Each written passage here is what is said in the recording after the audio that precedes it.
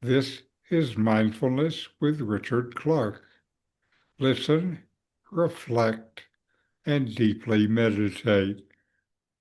Now, today we continue the series on Sati, the original Pali word that mindfulness comes from, including its deeper connotations, such as remembrance, presence, etc.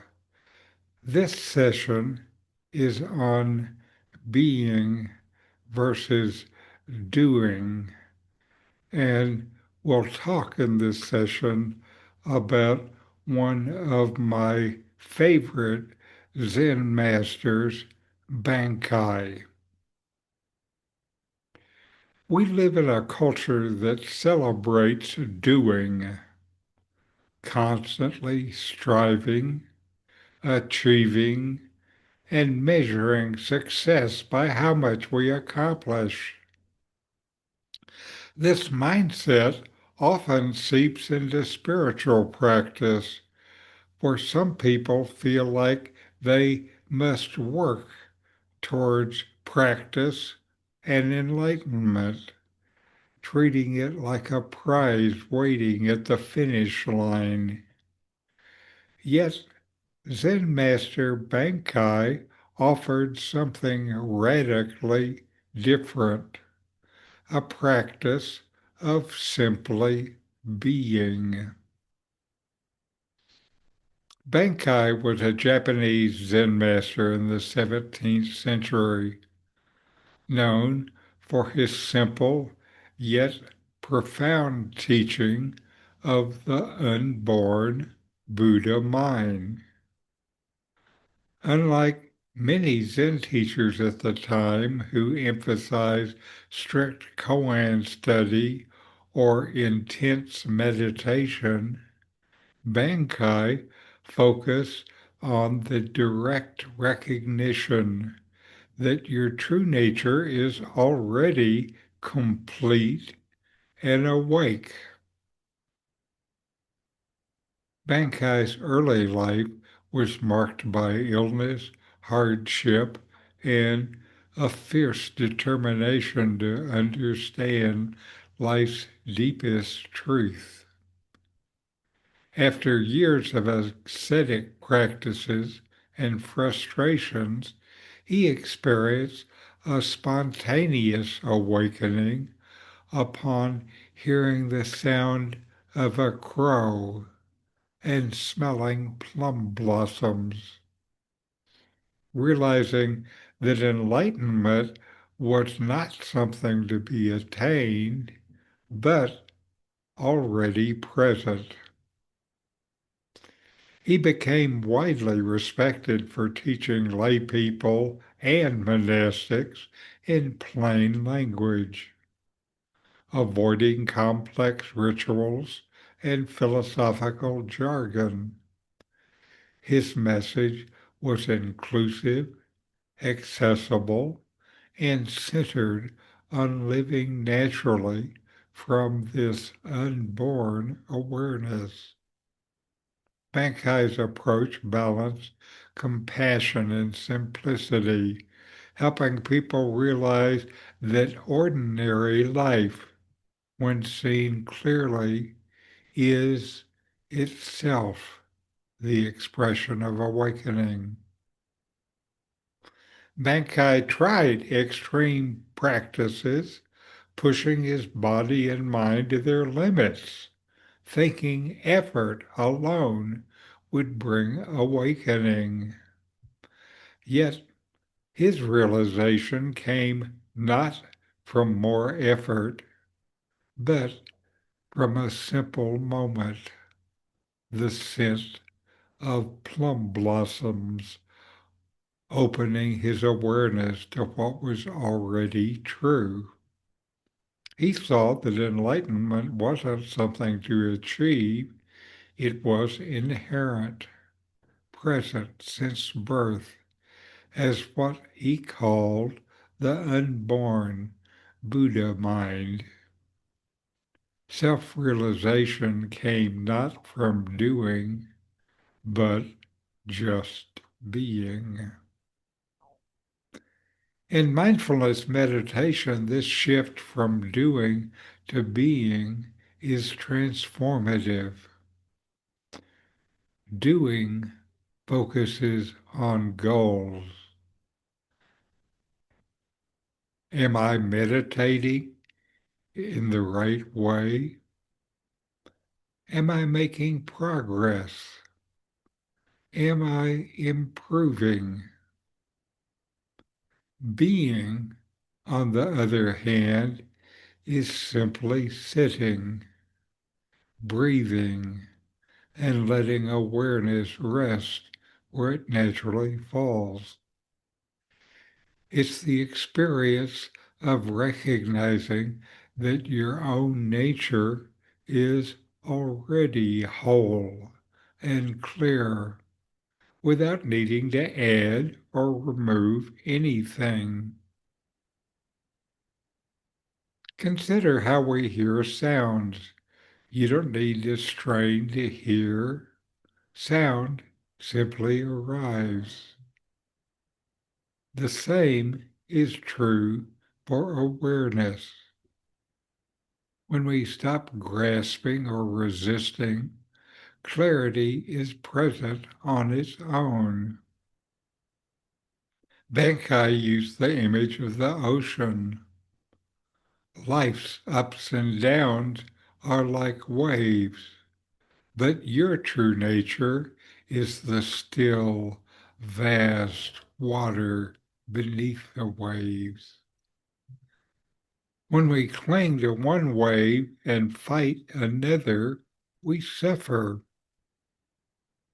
When we rest as the ocean itself, there is peace. Being does not mean passivity. Bankai's teaching was alive with compassion because when we live from being, actions naturally flow without struggle. Mindfulness meditation gives you a way to taste this for yourself, to stop striving even for a moment and experience what it feels like to already be complete. The invitation is simple. Allow yourself just to be, just as you are, with no need to get somewhere. The Buddha mind that Bankei spoke of is not far away. It is present in your next breath, waiting for you to notice. Bankai's insight is simple and powerful. You are already whole, already awake without needing to strive. When we practice mindfulness or Sati, we return again and again to this truth. Sati keeps us present, noticing life as it is, without judgment or pressure to change it. Shifting from doing to being doesn't make us passive. It frees us to live with natural ease and compassion. May you carry this mindful awareness in your daily life, trusting that your own Buddha mind is already shining. So here's a guided meditation, being versus doing.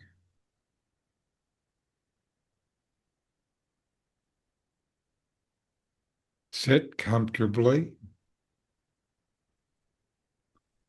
Let your hands rest gently. Feel the contact of your body with the chair. Close your eyes or soften your gaze.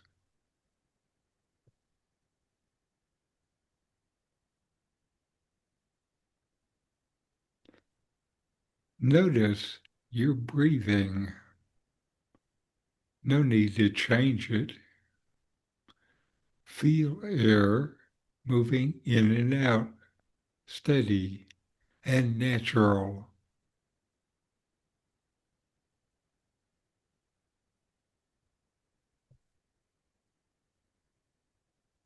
If thoughts arise like, am I doing this right? Simply acknowledge them. You don't need to push them away or follow them.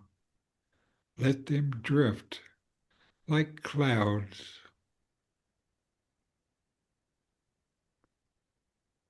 Allow awareness to rest.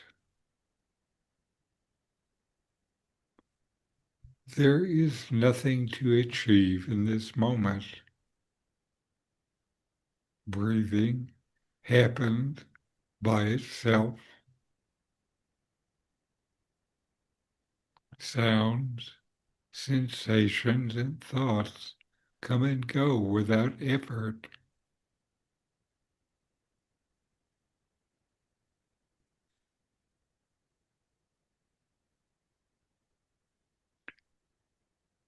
Recognize the unborn Buddha mind.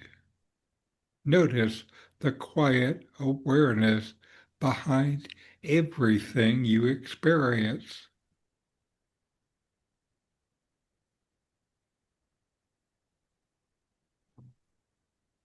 Notice how it's always present, open and complete, needing no improvement.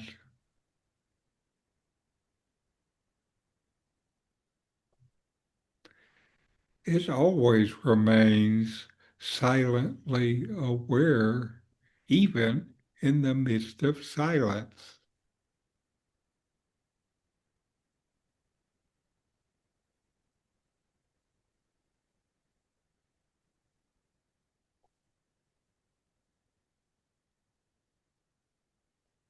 Sit with this simple being for a few breaths and feel how action and effort drop away, leaving ease and openness.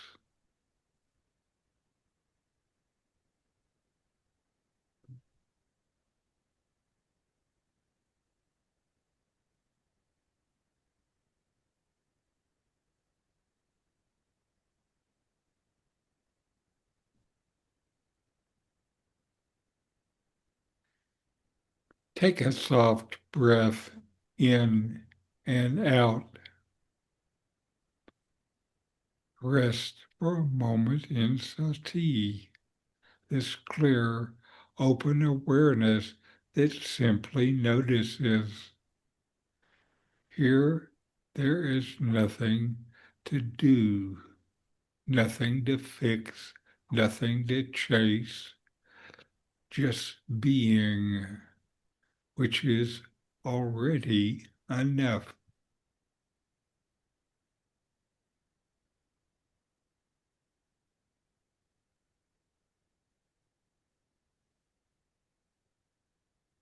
And when you're ready, move your fingers and toes and open your eyes and carry this sense of mindful presence, this quiet sati, into the rest of your day.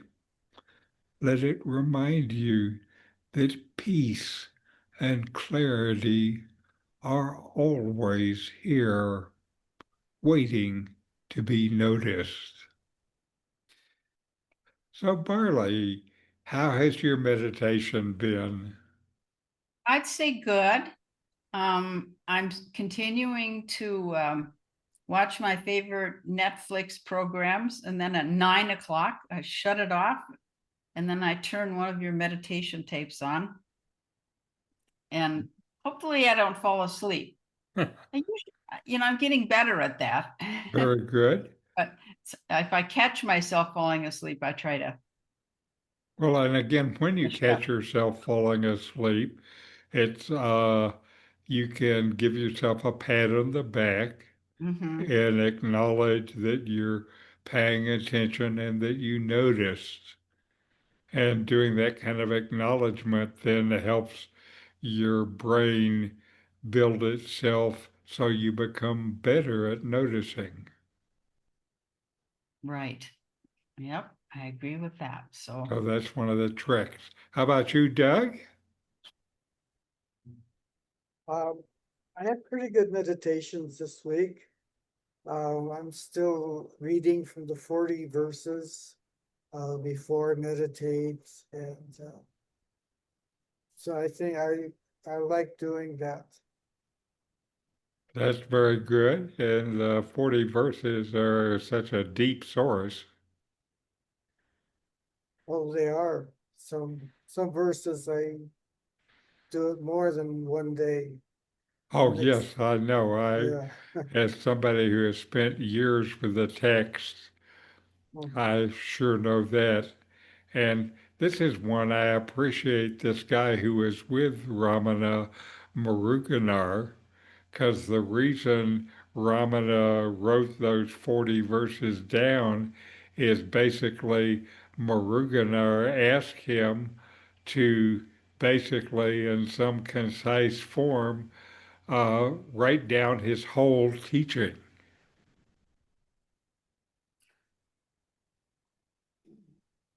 And so, what a wonderful request for Muruganar to make for all of us.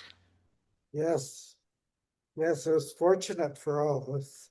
Yes, yes, very good.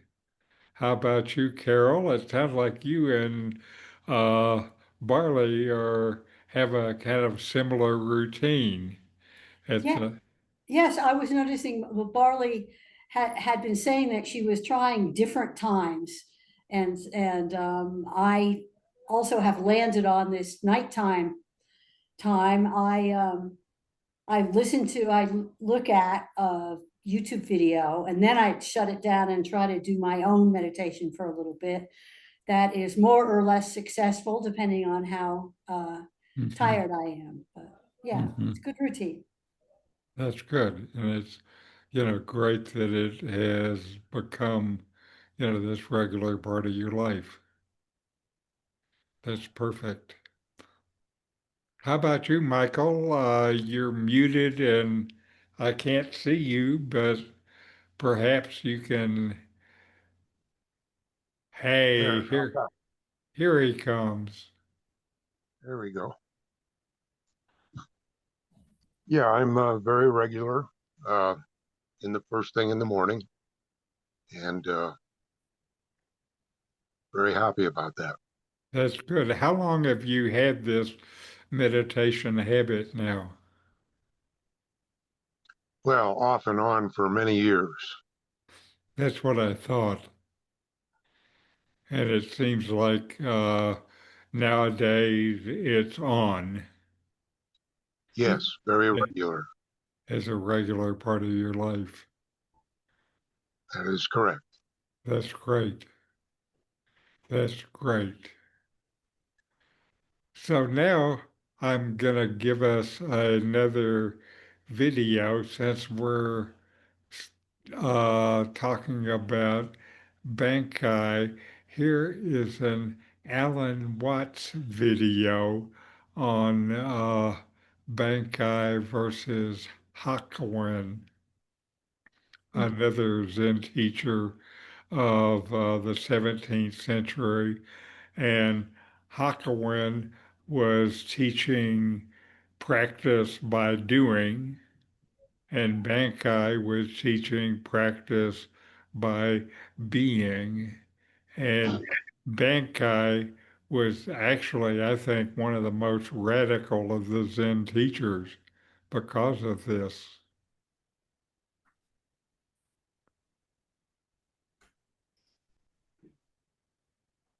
There was, though, you see, there was a division in the history of Zen. There was a critical point in the 17th century when there were two very great masters, Hakuin and Bankei. Now, the 17th century is tremendously important in Japanese history because that was a time when, of what you might call the democratization of culture. Basho invented haiku poetry so that everyone could be a poet. Not necessarily for publication, but for one's own fun. People didn't write poems for publication necessarily. They wrote poems for parties. And he invented the 17-syllable haiku as a result of his Zen feeling for nature, so that he could put this within the reach of everybody. What had happened to poetry before that time was that it had become so obscure and so effete and so sophisticated that only great literati could do it at all. This happened to Chinese poetry. There were so many references to other poems. It was like reading T.S. Eliot. You know, in the four quartets. You could get an annotated four quartets showing you the sources of all the phrases he's borrowed. And sometimes you have to know the source in order to see what he means by it. And all shall be well, and all shall be well, and all manner of things shall be well. All right, that's straight from the Revelations of the Divine Love by Dame Julian of Norwich. But whoever would know that? And you have to understand the scene she was digging in order to know really what Eliot's getting at in that all shall be well. And he's full of that. He quotes the Bhagavad Gita. He quotes everybody. So if we all had to write that way, nobody could be a poet, unless he was a great scholar. So Basho popularized the haiku. And the haiku are originally based on the Zenrin poems. They take their flavor from that. There is one, you see, that bird calls, mountain changes to be more mysterious. The first line of that says, the wind drops, but the flowers keep on falling. The bird calls and the mountain becomes more mysterious.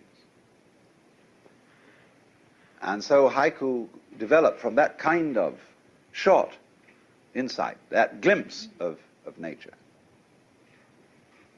Now, while Basho was taking poetry to the peasants, Bankei was taking Zen to them as well, to the farmers. And he ran his Zen on an entirely different system. He talked mainly about what he called husho. Husho is the unborn, that which has not yet arisen and which, as a matter of fact, never does arise. And so he said, there is in you the unborn mind which was given to you by your parents. Let me just read you a few quotations from him to show you what sort of a person he was. The mind begotten by and given to each of us by our parents is none other than the Buddha mind, birthless and immaculate, sufficient to manage all that life throws upon us. A proof. Suppose at this very instant, while you face me listening, a crow caws and a sparrow twitters somewhere behind you. Without any intention on your part to distinguish between these sounds, you hear each distinctly. In doing so, you are hearing with the birthless mind, which is yours for all eternity. Well, we are to be in this mind from now on, and our sect will be known as the Buddha Mind Sect. To consider my example of a moment ago once again, if any of you feel you heard the crow and the sparrow intentionally, you are deluding yourselves. For you are listening to me, not to what goes on behind you.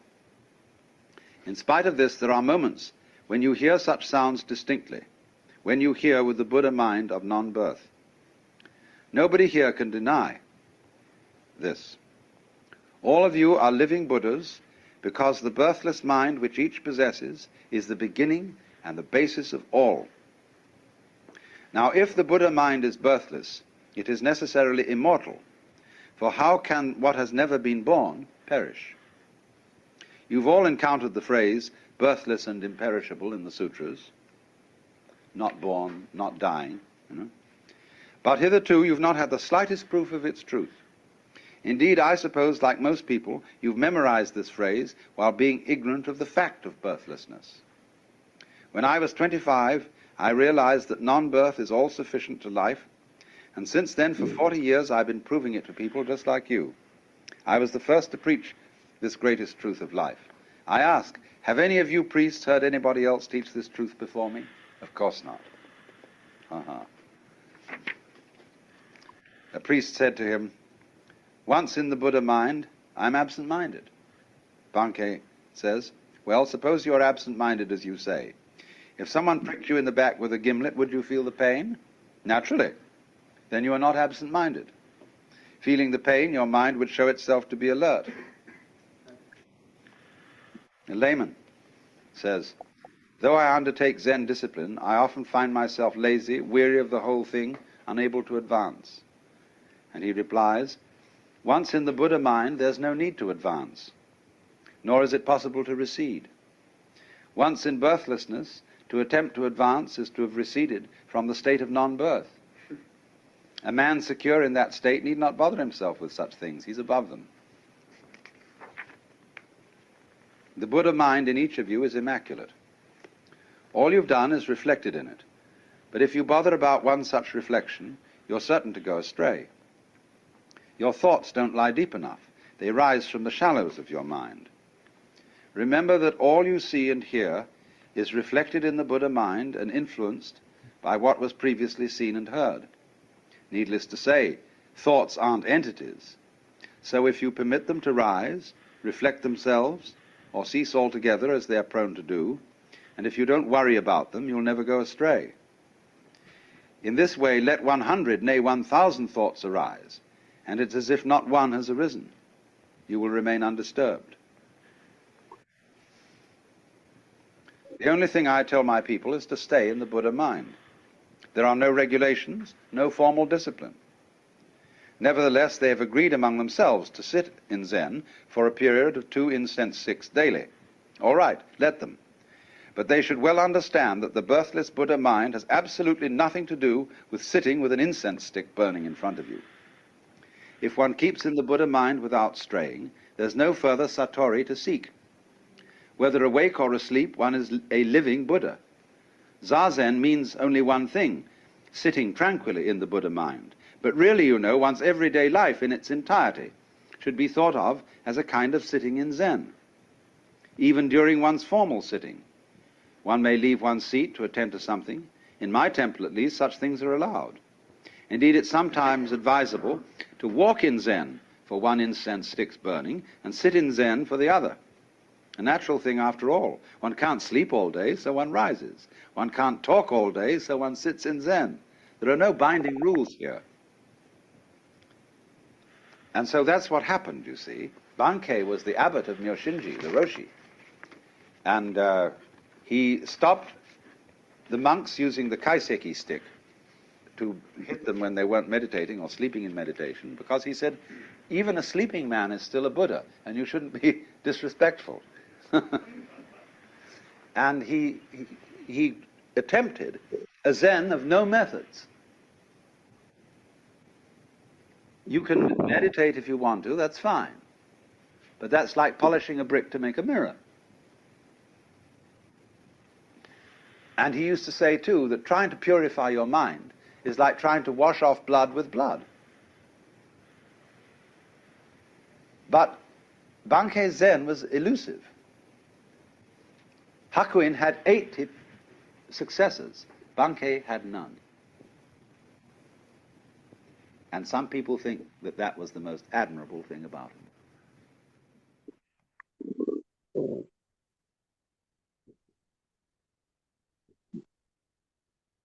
There was, though, you see.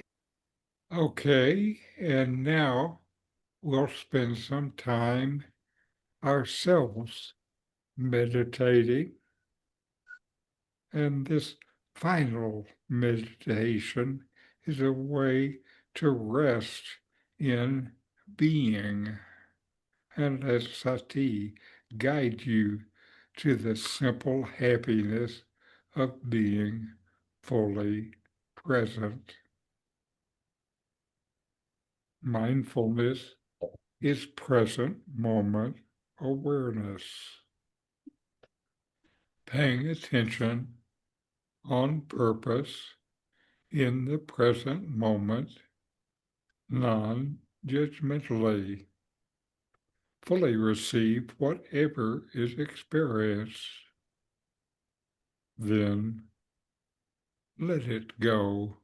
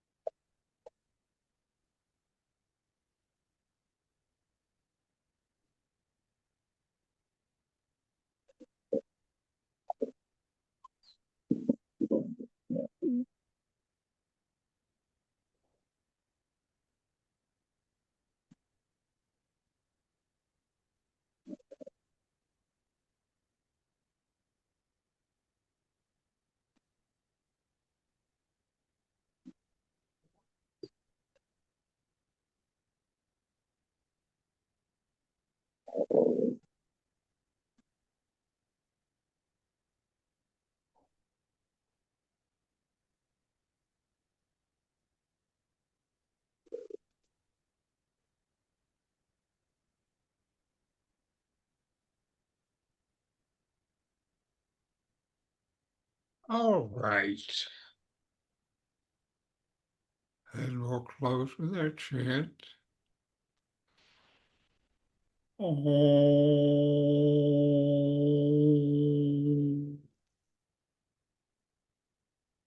Shanti, Shanti, Shanti. Om. Peace, peace, peace.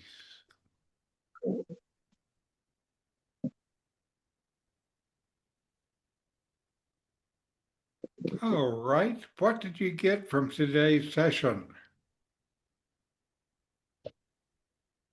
I always hear a lot of Krishnamurti in Alan Watts' talks. Ah, okay. There's a lot of that in there. So I enjoy his talks. Yes, But what the Buddhists are referring to as the Buddha mind is the same thing as Ramana refers to as the self. exactly. Exactly. And, the early Buddhists didn't, they said, kind of no self, but the later Buddhists talked about the Buddha mind and empty, but not void. And so they were pointing to the same thing. They had trouble getting there because of this no self idea, but the self they were talking about was what Ramana talked about as the ego mind self. And that ego mind self is just temporary, it changes. But something doesn't change. And so what Bankei is pointing to is what is it that is always there and doesn't change? Yeah, I like that interpretation too. Just everyday Buddha. I kind of like Naval Harari. Uh-huh. Um, You were he talking is about not a him Buddhist. before. Yeah, he's not a Buddhist, but he likes to do mindfulness meditation. He's Uh-huh. big into that. So that's kind of where I think, well, it's fun to learn about all the Buddhist things, but it's too big a topic for me at this point. Oh But yeah, oh, for me, the Buddhist is not just a topic. There are a bunch of topics. yeah. But if I narrow it down just to mindfulness, Uh-huh. that's doable. I like that. Uh-huh. And I'm going to burn incense, I think, next time. Boy, I don't know how long a stick of incense would last. Generally, it's about 15 minutes. Okay, I'll check it out. And, the Buddhists use uh, incense as their meditation timers, and they might ask Oh, each other one stick or two. oh. Huh. Well, we burn incense all the time, but it's usually just for the smell. And still, what Dogen was teaching, though, it's simple and clear. I think the fact that Hakuin, who was teaching doing, had 8 successors, and Dogen had 0, pointed out that being is maybe a more difficult practice. Hmm. Because doing, we like to have things to do. Hmm.